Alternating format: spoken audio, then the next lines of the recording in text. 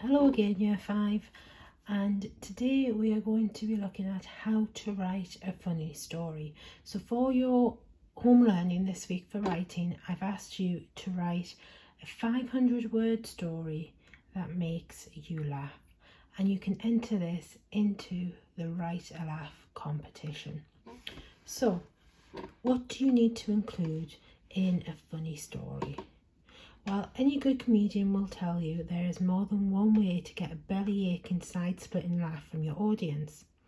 In this comedy toolbox, we have brought together some of the different techniques that can be used to create a fantastic piece of comedy.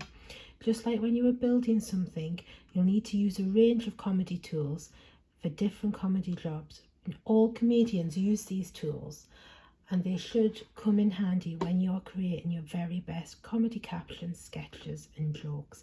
So we can use these for our story. So here are some of the ways. The first thing is repetition. So this is when you use the same word or phrase over and over and over again to make sure what people say sound funnier. So you might say, I like beans, runner beans, broad beans, kidney beans, baked beans, big beans, small beans. I really like beans. And through that repetition, you add a little bit of humour to your story. Another one is slapstick. So this is when you use visual humour like falling over, dropping something, bumping into someone, rather than people speaking to get a laugh. So here, you might write a story and say that the head teacher is walking down the corridor, she sees a banana skin on the floor and steps around it and carries on walking. Then she slips on a huge patch of grease and falls backwards with her legs in the air. I'm sure most of you would like to see a funny story like that. Then we've got misdirection.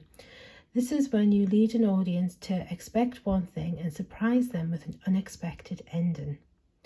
So right team, they're up 2-0, we're down 10 players and they've had 80% of the possession. There's only one way we're going to get better than this lot in the second half. Let's nick the ball and hide it in the bushes. So it starts off as a really kind of encouraging speech from their coach or from the captain of their team, and then he ends by saying something you wouldn't expect, which is to steal the ball and hide it. And then the next one is a metaphor, and we're all pretty familiar with metaphors, and this is when you highlight a characteristic of something by describing it as something it is not, and you can choose the right metaphor, you can get a really funny result.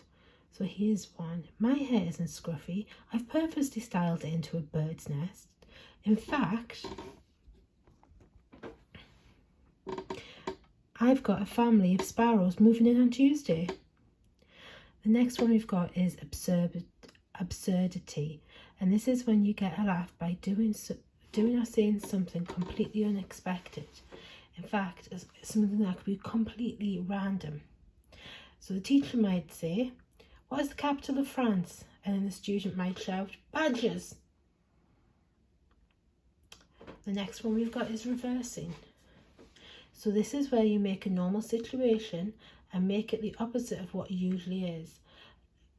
And sometimes this can be called inversion. If this parents' evening is to go well, we have to look utterly professional to parents. So I've brought us all skin-tight bumblebee costumes to wear. Now, I'm pretty sure if you all turned up to parents' evening and the teachers were sitting there in bumblebee costumes, you'd definitely get a laugh. The next ones we have are spoof and combinations. So with spoof, this is when you make up your own funny version of a TV show, film or situation that already exists. So you could take something like News Round. Welcome to Moose Round, bringing you everything you ever wanted to know about cows. You could then have combinations, and this is when you bring together two things that you don't normally go side by side to make your jokes funny. And here we have, being queen is a wholly important job with lots of responsibility. Meeting world leaders, attending state banquets, remembering to put the bins out on Tuesday, it's very hard work. So there you can see you've combined things that you would normally assume the Queen would do with something that actually everybody does. I'm pretty sure the Queen doesn't put her own bins out. The other thing I want to talk to you about is like if we can use play on words. We can use homophones. So here, homophones are words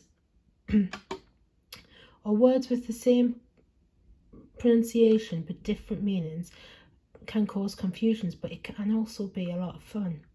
So here we've got a few homophone examples to help us. So if we have a look, you can have a Sunday drive, nice drive out in the country. But then you could also use a different spelling of a Sunday, like an ice cream sundae, and say you're having a Sunday drive. You know, you might talk about someone's bare hands. You might say someone's hands look bare. Do you mean that they look like they've got nothing on, or do they look like big bare hands? The other one is grating cheese. So you've got the Grate for grating cheese compared to the great cheese, as in something that's spectacular. Next one we've got is mystery meat or mystery meat. So one is meeting someone maybe you haven't met before, you don't know who you're meeting, and the next one is a very suspect looking piece of meat that I don't think I'd want to be eating. Another way that you can also improve your work is to look at punchlines and setups. So if you look here in the first column, in the blue column, we've got lots of setups. So a setup is when you're laying the groundwork for a joke. So how many tickles does it take to make an octopus laugh? Well, obviously it takes 10 tickles. What do you give a bird? What do you give a sick bird? Well, you give a sick bird treatment. What can you call a man with a spade on his head? Well, obviously that one's going to be Doug. And then, what's the best time to go to the dentist? 2:30. And how did Ebenezer Scrooge win the football game? The ghost of Christmas past. Okay, so that's a few ideas, different things that you can include in your work. What I suggest you do is watch the video again and pause at each point and just jot down a few words or a few phrases that you think you might want to include in your work. And happy writing.